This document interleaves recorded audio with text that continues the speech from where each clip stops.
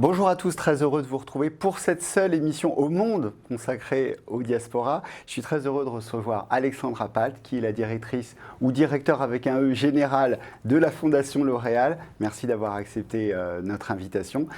Et le décor qui est derrière, vous voyez Autriche-Congo, vous allez découvrir pourquoi. C'est la première fois qu'on consacre une émission à une diaspora européenne en quelque sorte, hein, l'Autriche, mais Alexandra, tu es bien plus que ça parce que tu es citoyenne du monde et on va voir que le Congo est cher à ton cœur, mais aussi le Brésil, mais aussi la France, etc. etc. J'ai dit que tu étais directrice générale de la Fondation L'Oréal. Tu as donc un parcours de vie effectivement de citoyenne du monde, tu es née en Autriche et aussi un parcours professionnel qui t'a amené dans plusieurs pays et à travailler notamment avec l'Afrique qui est chère au cœur de Télésud évidemment dans ton travail. Je commence déjà par l'ouvrage Corporate Activism. Alors c'est un mélange français anglais, parce que activisme est bien noté. Quel est cet ouvrage? Qu'est-ce que tu as voulu dire dans cet ouvrage aux éditions Télémaque? Bon, d'abord, bonjour et merci pour l'invitation. Je suis ravie d'être avec toi aujourd'hui. L'ouvrage Corporate Activism, l'origine, c'est que je suis une activiste, j'étais militante, très engagée dans des ONG et il y a une dizaine d'années, je suis donc intégrée le milieu de la grande entreprise. Et souvent, on me posait la question, mais est-ce que c'est une contradiction? Est-ce que tu peux rester fidèle à tes valeurs, etc. Et donc, ces dernières années, avec de nouvelles mobilisations comme MeToo, Black Lives Matter, l'entreprise a été de plus en plus interpellée par le citoyen, par le consommateur, par la jeunesse. Et je me suis donc posé beaucoup de questions sur quel rôle l'entreprise va jouer dans ce nouveau monde où on a des gens, on vit dans une société très émotionnelle, très réactif à tout, mais aussi très engagé avec de nouvelles attentes vers l'entreprise. Et donc, l'ouvrage est ma réponse à ces attentes des consommateurs et des citoyens envers l'entreprise. Et dans l'ouvrage, on découvre tes deux convictions, j'allais dire un peu fondatrices de tout ton parcours finalement.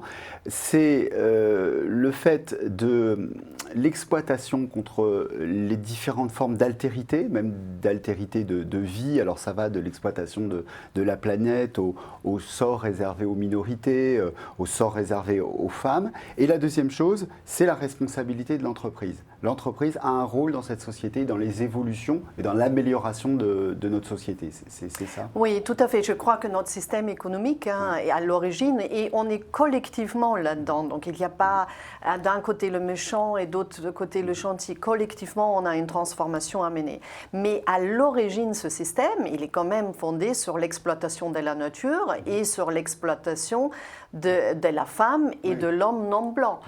Donc on le voit dès l'origine, de la commerce du sucre, etc. Et jusqu'à aujourd'hui, et très longtemps, ce qui est très intéressant, il y avait l'association nature.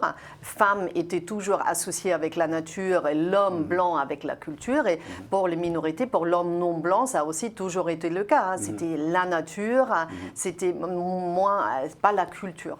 Et donc cette séparation-là aujourd'hui... sauvage notamment, oui. Voilà, donc toute cette mythologie et qui était le fondement d'un système d'exploitation qui nous amène aujourd'hui à une situation où on a détruit le monde, dans lequel on doit évoluer la planète, mais aussi créer des sociétés très inégalitaires, donc très fragmentées, en danger. Et on a donc vraiment tous ensemble un rôle à jouer pour faire fonctionner ce système pour tout le monde. Eh bien justement, Alexandra, on va voir dans cette première partie solidaire un exemple des réalisations que tu fais au sein de la Fondation L'Oréal. C'est la rubrique solidaire.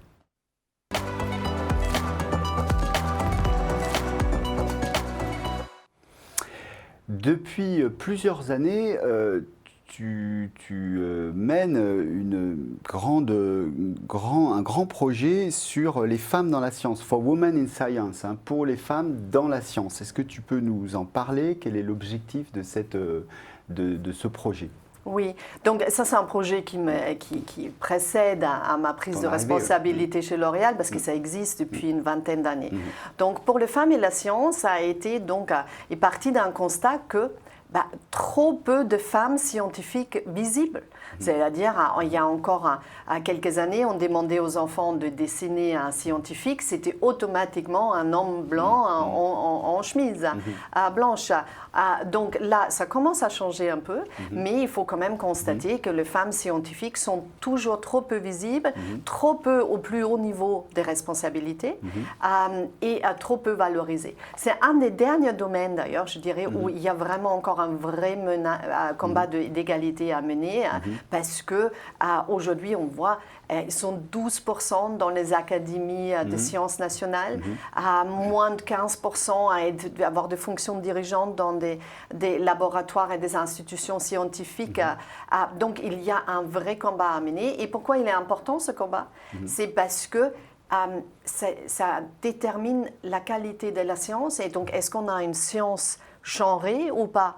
Parce que on sait depuis longtemps les maladies cardiovasculaires, tout était calqué sur un mode homme. L'intelligence artificielle, où on a très peu de femmes encore aujourd'hui qui reproduisent des discriminations et des biais de genre et de discrimination raciale. Être chercheur, chercheuse femme, c'est aller chercher d'autres choses. Pour un exemple, chez les sportifs, on a beaucoup étudié les problèmes des sportifs hommes. La question des règles chez les femmes sportives de haut niveau, pas du tout, pas de recherche, très peu de doctorats sur le sujet. Alors tu as cité effectivement les laboratoires. En Afrique de l'Ouest, je crois que c'est 8% des laboratoires de recherche qui sont dirigés par des femmes. Je crois qu'au Tchad, c'est même 5% seulement des femmes scientifiques. Parmi les scientifiques, 5% de femmes. Alors on va voir un exemple peut-être de ce que vous faites. Vous accompagnez par des bourses. Il y a aussi le programme Filles pour la science. Tout à fait. Et vous donnez des prix, il y a aussi des formations au leadership. Exact. Donc c'est un programme, il y a un programme surtout pour l'Afrique subsaharienne. On a donc à créer un programme spécifique en disant, il y a le bourse pour le doctorant et post-doctorante, mais il y a aussi de soft skills, il y a aussi autre chose, parce que ce que toutes les femmes scientifiques ont en commun, d'ailleurs aussi avec beaucoup d'hommes, c'est une humilité.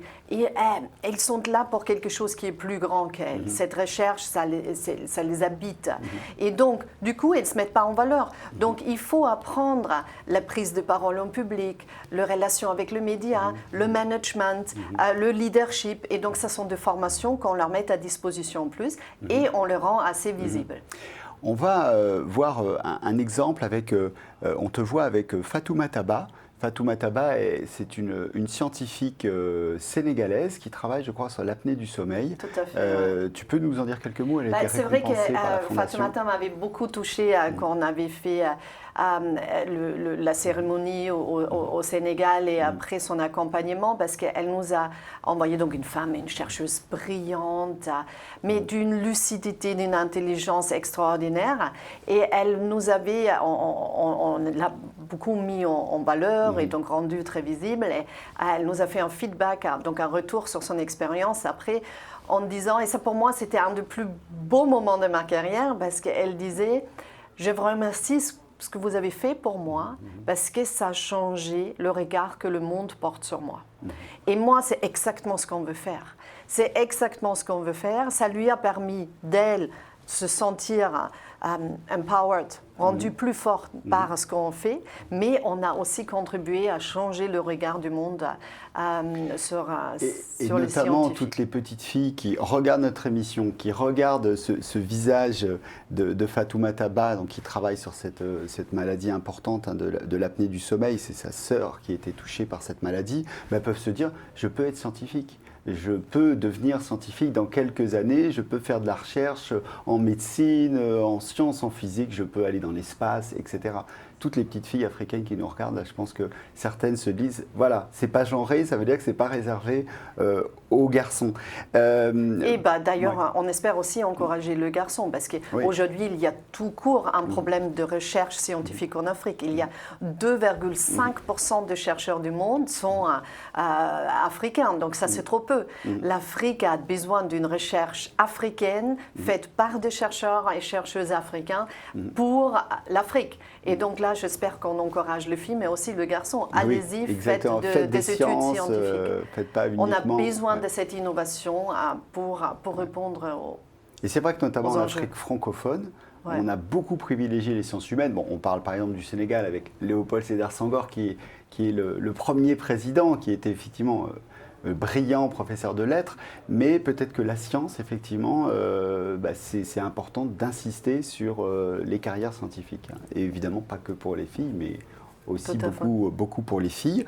On voit d'autres photos, alors on te voit là, c'est je crois à Dakar, Ouais. et donc cérémonie aussi de remise des prix pour ces jeunes femmes. Et on va te voir aussi au Congo, je crois que tu as rencontré la Fondation congolaise pour Tout la à fait, recherche avec, médicale. professeur Toumi, ouais. Voilà, donc ça c'est une professeure. Ouais, professeur Francine Toumi, Ouais. qui avait une carrière extraordinaire, qui était en Allemagne, qui était donc une carrière internationale et qui a décidé de rentrer au Congo-Brazzaville où il n'y avait pas d'institution, rien. Elle a créé son laboratoire, elle a formé les employés pour avoir des employés avec elle. Elle fait beaucoup pour les femmes dans la science.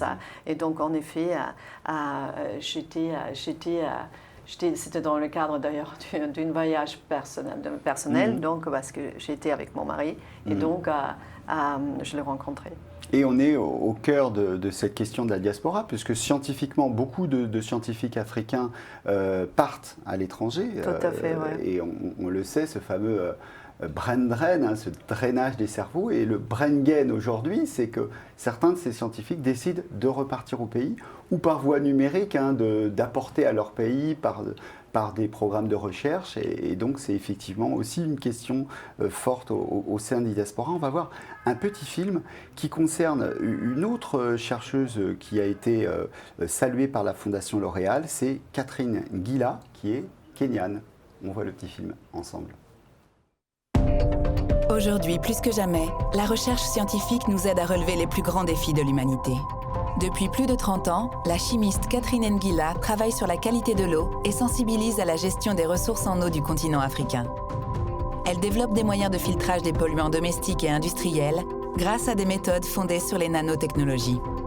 Son rêve, donner accès à une eau de qualité à toutes les familles rurales d'Afrique.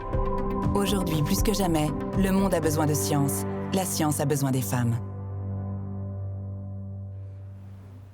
Deuxième action très très forte, hein, on ne peut pas toutes les souligner, mais c'est ce fonds L'Oréal pour les femmes en situation de vulnérabilité lié à la Covid-19, à la situation qu'on connaît. Donc il s'agit des femmes réfugiées, des femmes handicapées, des femmes victimes de violences, en précarité sociale ou professionnelle, aussi des filles qui ont des difficultés à accéder à l'éducation. Est-ce que tu peux nous parler un peu de ce fonds ? Oui, tout à fait. Donc, pendant le Covid, pendant le premier lockdown, donc premier confinement, pardon, pendant le premier confinement, donc on a beaucoup travaillé avec des associations de terrain parce que L'Oréal avait transformé sa production en production de gel hydroalcoolique.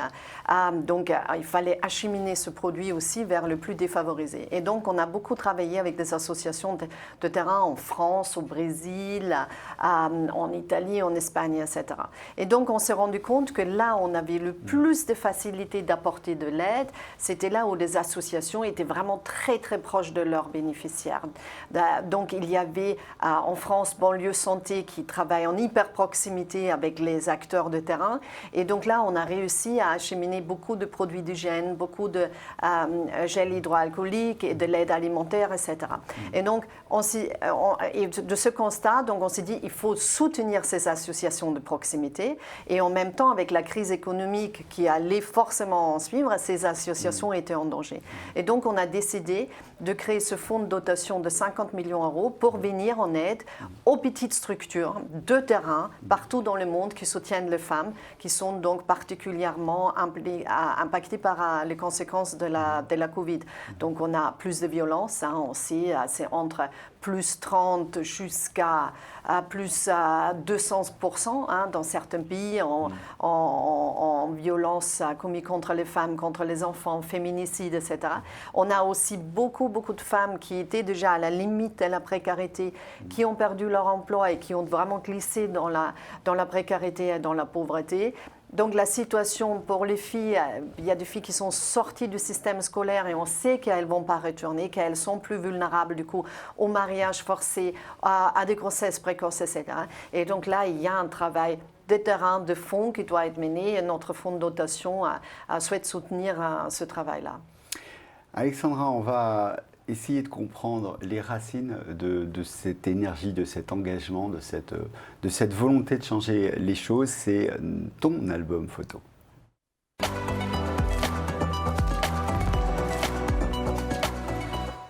Ton album photo, Alexandra, on va découvrir ton parcours, je l'ai dit, de citoyenne du monde à travers 4 lieux que tu as choisis pour qu'on puisse mieux te connaître. Et on commence par ton pays d'origine et on commence par cette ville. Ce sont 4 villes, hein. C'est Vienne. Donc tu es née à Vienne. Et alors en quoi, qu'est-ce que ça dit ton parcours de cet engagement Oui, je suis née à une génération où on parlait enfin de la Shoah. On parlait enfin de la responsabilité des Autrichiens dans cette affaire, parce que longtemps on était considérés comme victimes, comme premier pays annexé, occupé, ce qui n'était pas du tout le cas, parce qu'il faut quand même rappeler que les Autrichiens ont très bien accueilli Hitler quand il est arrivé sur la Heldenplatz en 1938. Et on avait une responsabilité, et moi j'appartiens à la génération qui a beaucoup travaillé à l'école déjà sur cette question, au travers de la littérature, mais aussi au travers de cette culpabilité, parce qu'il y avait la culpabilité des enfants, des petits-enfants, des nazis, en disant comment vous avez pu ne pas voir, comment vous avez pu contribuer et participer. Donc c'était vraiment un traumatisme, bien sûr, aussi pour le pays. Et moi, j'étais donc très marquée par cela, aussi pour des raisons personnelles, hein, parce que dans ma famille, il y avait aussi le deux. Hein. Donc, il y avait ceux qui se sont opposés et ceux qui ont participé. Et donc, mon engagement vient de cette révolte, de cette horreur. Depuis l'âge de 15 ans, je suis donc engagée pour la lutte contre le racisme, l'antisémitisme, la discrimination, les violences faites aux femmes, parce qu'oublions pas que dans tous les conflits armés et dans tout le génocide, les femmes sont toujours spécialement victimes, hein, et vraiment targetées. Oui, tu en parles d'ailleurs dans le livre, oui. Hein, tu dis que cet engagement féministe, il vient de cette période-là, de cette période où tu es à Vienne.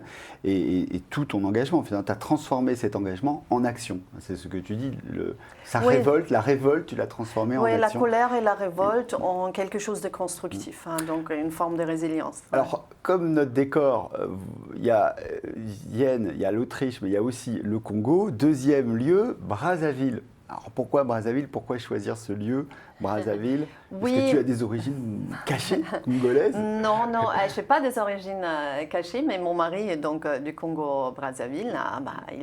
Il a grandi en partie au Congo, en grande partie en France. Et c'est vrai, il a une très grande amour, un très grand engagement pour le continent, il a une très grande connaissance aussi, et il a beaucoup partagé ça avec moi et heureusement aussi avec les enfants, parce que je pense que c'est important qu'on transmette ça à nos enfants. Hein, tu le dis d'ailleurs dans ton livre, ça compte d'être une maman d'enfants métis, hein, tu parles notamment de George Floyd et de ce qui s'est passé aux États-Unis. Ça pour moi c'était un traumatisme, parce que c'est vrai, comme beaucoup de mamans d'enfants métis ou d'enfants noirs, je voyais mon fils. Et je pense que ça a réanimé là une colère et un engagement encore plus fort, parce que on ne peut pas, on est touché bien sûr, on est touché dans sa chair, et c'est encore une autre dimension que juste la conviction. Et donc oui, le fait d'avoir des enfants métis, et moi je le dis à mes enfants, il faut connaître ses origines, parce que quand ils ne sont pas respectés, pas reconnus autant que Français ou autant qu'Autrichiens, il faut qu'ils sachent d'où ils viennent, quelle est la richesse de leur culture, leur héritage, etc. Pourquoi Bahia, Salvador de Bahia? Pourquoi le Brésil? C'est le 3e lieu que tu as choisi. Qu'est-ce qu'il dit de ton parcours? Ça, en fait, ce qu'il dit de mon parcours, que je trouvais que ce pays était fascinant et que je n'ai jamais été aussi heureuse qu'au Brésil, où j'ai passé quelques mois. Et donc, ça reste un moment important. Je trouvais la complexité, parce que Bahia, Salvador, il y a l'héritage de l'esclavage, de l'afrodescendant, les Indiens. Il y a une spiritualité particulière, il y a une musique, un art particulier. Donc, je trouve que c'est un lieu extraordinaire. Et c'est vrai que qui m'a beaucoup enrichi de voir que c'est toujours plus complexe qu'on voit. Parce qu'avant qu'on va au Brésil pour la première fois, on entend une république multiculturelle. Bon, après, il ne faut pas se mentir. Donc, même déni, la majorité de personnes pauvres au Brésil sont des afrodescendants. Et en même temps, il y a donc cette complexité avec aussi les Indiens et la persécution de peuples autochtones. Donc, je trouvais que c'était fascinant en richesse, mais aussi en bonheur et en créativité et en richesse. Et on termine évidemment avec Paris. Et on a choisi, parce que c'est d'actualité, la réouverture des terrasses à Paris. Donc, peut-être un mot sur Paris où tu vis.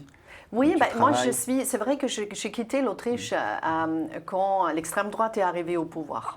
C'était donc en 1999. C'était une coïncidence entre un parcours professionnel, mais aussi pas une très grande envie de rester en Autriche dans cette situation-là.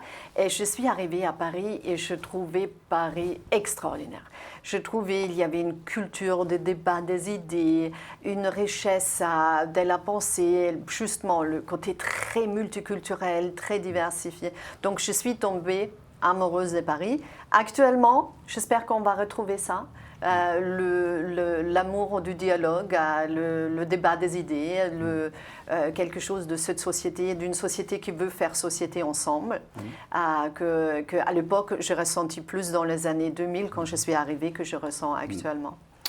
Redevenir Salvador de Paris peut-être. On va faire un mixte des deux lieux. Alexandra, on va passer à l'interview optimiste.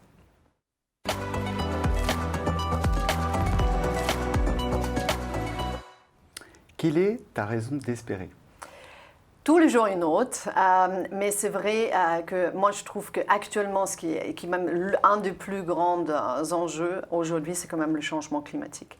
Et je trouve ce qui donne quand même un peu raison à espérer, c'est que ça dépasse le clivage et tout le monde prend conscience que c'est un enjeu planétaire et qu'il va falloir agir, il va falloir répondre. Et donc là, on n'est pas dans des clivages droite-gauche, on est dans une prise de conscience et une volonté d'agir. Maintenant, il faut accélérer. Donc ça, c'est vraiment très important, mais ça donne quand même un peu de raison d'espérer. Un livre peut-être à nous conseiller pour nous rendre heureux, pour nous faire réfléchir ? Il y a le lien avec ce sujet-là du changement climatique, de la nature et du vivant.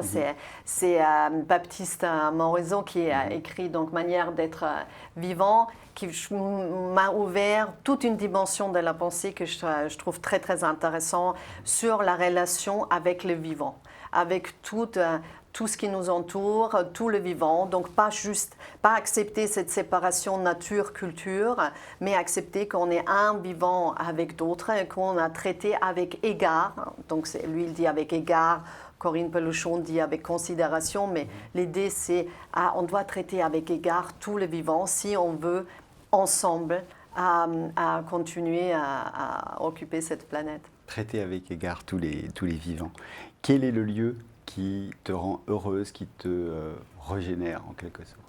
Je ne sais pas si c'est heureuse, mais c'est un endroit qui est important pour moi. En Autriche, on dit il y a beaucoup de chemins qui mènent vers Dieu, et un est au travers les montagnes. Et c'est vrai que marcher dans les montagnes, cette forme de méditation peut être très spirituelle, et donc c'est un endroit et une activité qui m'apaise beaucoup. Et les montagnes autrichiennes sont particulièrement belles. Un exemple de ces montagnes autrichiennes, mais c'est magnifique. Quelle est ta définition du bonheur, Alexandra ?